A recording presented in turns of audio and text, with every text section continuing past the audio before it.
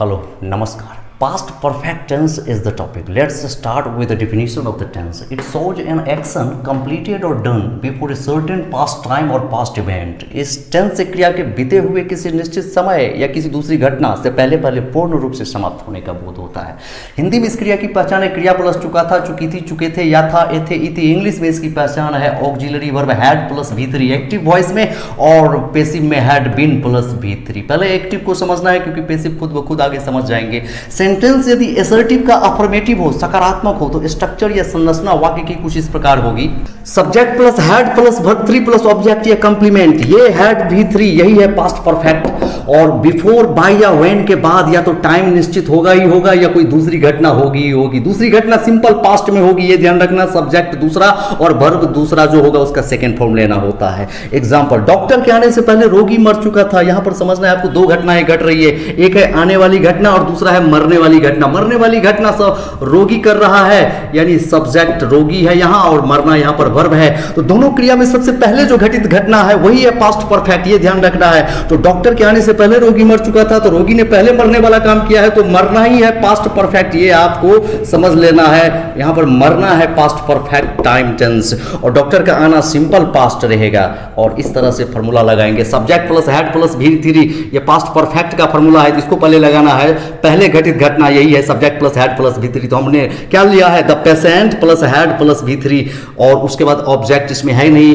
Before, bye या when में से के पहले के लिए बिफोर लिए हैं, और दूसरी घटना को हमने लिया है पहले दूसरा सब्जेक्ट और फिर उसको सब्जेक्ट 2 प्लस वर्ब का सेकंड फॉर्म, क्योंकि सिंपल पास्ट में होगी, द डॉक्टर केम, क्योंकि डॉक्टर भी पास्ट में ही आए थे, उससे पहले ही ये घटना घट चुकी थी। तो दो घटनाओं में जो सबसे पहले घटित घटना है वही है पास्ट परफेक्ट टाइम टेंस की घटना। अगर इसको हम नेगेटिव करें, डॉक्टर के आने से पहले रोगी नहीं मर चुका था, तो कुछ नहीं करना है, हैड भी नॉट लगाना है। The patient had not died before the doctor came.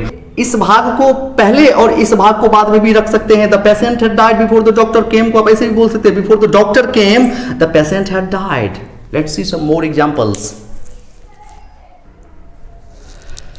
Train के आने से पहले मैं स्टेशन पहुंच चुका था। यहां पर भी दो घटनाएं घट रही है, ट्रेन आने वाला काम कर रही है तो आना भी क्रिया है और ट्रेन भी सब्जेक्ट है, करता है। मैं स्टेशन पहुंच चुका था, मैं भी सब्जेक्ट करता है और पहुंचने वाला काम किया गया है। तो दोनों घटनाओं में जो सबसे पहले घटित घटना है वही है पास्ट परफेक्ट। तो ट्रेन के आने से पहले ही मैं स्टेशन पहुंच चुका था, यह है सबसे पहले घटित घटना, मैंने किया है ये काम। तो subject plus had plus V3 इसके लिए आएगा, अर्थात आई हैड और V3, रीच का third form reach, reached ED जोड़ के होगा।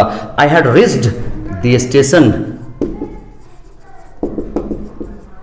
I had reached the station. और किस चीज से पहले, तो ट्रेन के आने से पहले, तो बिफोर मतलब के पहले आप लगा सकते हैं। और द ट्रेन ने भी बीते हुए टाइम में ही ये काम किया है, तो V2 का प्रयोग करना पड़ेगा, सब्जेक्ट दूसरा प्लस वर्ब दूसरा का second form. The train came before the train came. इस तरह से अगर इसको भी निगेटिव करें, ट्रेन के आने से पहले मैं स्टेशन नहीं पहुंच चुका था, तो I had not reached the station before the train came. और इसी वाक्य को आप ऐसे भी बोल सकते हैं, जब ट्रेन आई तो मैं स्टेशन पहुंच चुका था। अब देख सकते हैं यहां पर भी दो घटना घट रही है, ट्रेन ने आने वाला काम किया और मैंने स्टेशन पहुंचने वाला काम किया। दोनों में जो पहले घटित घटना है वही subject plus had plus V3। लेकिन यहां पर जब ट्रेन आई तो मैं स्टेशन पहुंच चुका था, तो इसमें दूसरे पार्ट को हमने पहले लिया हिंदी में, और इंग्लिश में भी लिख सकते हैं आप ऐसे कि व्हेन और सब्जेक्ट दूसरा प्लस वर्ब दूसरा का second form, when the train came. और उसके बाद कुछ जोड़ घटाव नहीं करना है, क्योंकि आपने बिफोर, बाय या व्हेन जो भी यहां पर लेना होता है वो ले चुके हैं। तो when the train came he had reached the station.